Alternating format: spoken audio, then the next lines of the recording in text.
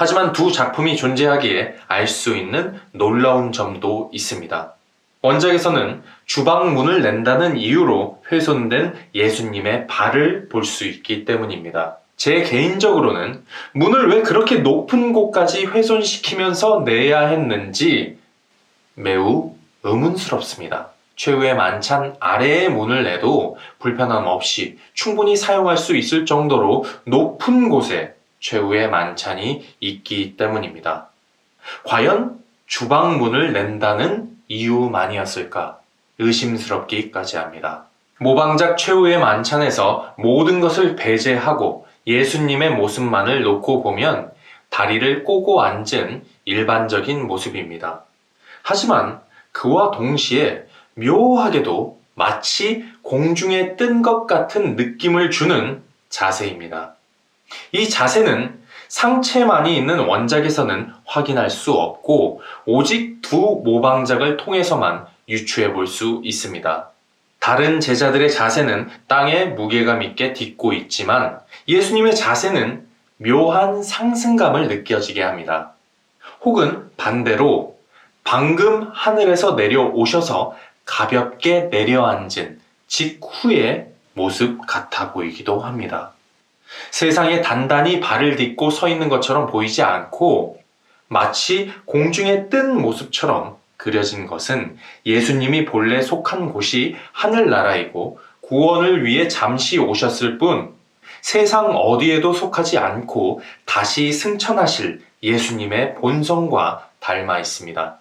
전통적으로 발은 세상에 연결된 그 인물의 뿌리로 해석되기 때문입니다. 최후의 만찬은 벽화로 우리의 눈높이보다 더 높은 곳에 있습니다.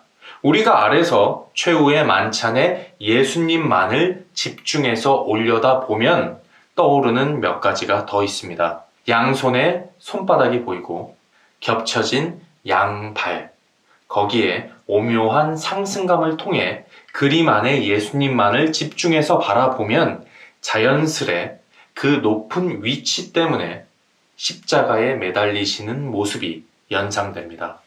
그 이후 승천하실 모습까지도 자연스레 연상되는데 그것은 높은 위치와 함께 예수님의 자세와 그리고 이 묘한 상승감이 더해져 우리에게 무의식적으로 말하는 듯이 보입니다. 레오나르도 다빈치는 이러한 것들을 통해 우리에게 말하고 있는 것은 아닐까요? 우리는 세상이 아닌 예수님만을 바라보아야 합니다. 그것이 성경이 말하는 일관된 메시지입니다. 그리고 제자들의 대답, 주여, 저는 아니겠지요.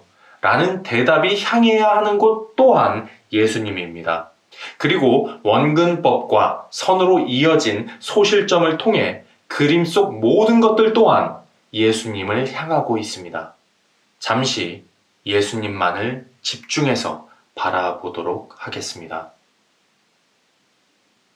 그렇게 이 그림에서 오직 예수님에게만 집중했을 때의 모습은 묘하게 가볍게 떠 있는 듯한 예수님의 모습, 그리고 성경의 다음 내용, 자연스럽게 연상되는 십자가, 무의식적으로 느껴지는 승천, 그리고 승천하신 그 모습 그대로 다시 오실 예수님의 재림입니다.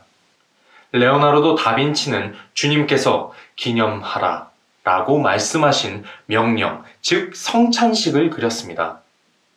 성찬식의 의미는 예수 그리스도께서 죄인인 우리를 위해 죽으신 대속이자 구원의 십자가, 사망 권세를 이기신 부활, 그런 예수님과 하나 되는 성찬, 다시 오실 예수님을 기다리는 기념. 어쩌면 그 모든 것을 레오나르도 다빈치는 이 최후의 만찬을 통해 담으려고 했던 것은 아닐까요? 당시 수도원 식당의 한쪽 면은 최후의 만찬, 반대편은 십자가를 그리는 것이 관행이라고 말하는 사람도 있습니다. 무엇이 진실일까요? 우리가 그것까지 알기는 어렵지만 공교롭게도 최후의 만찬 반대편에 그려진 그림이 십자가라는 점 또한 의미심장하게 다가옵니다. 레오나르도 다빈치의 최후의 만찬은 1495년에 시작해 1498년에 마쳤을 것으로 추정되고, 반대편 몬토르파노의 십자가 작품은 1497년으로 추정되기에 이 화가는 분명 최후의 만찬을 통해 의식적이든 무의식적이든 영향을 받았을 것입니다.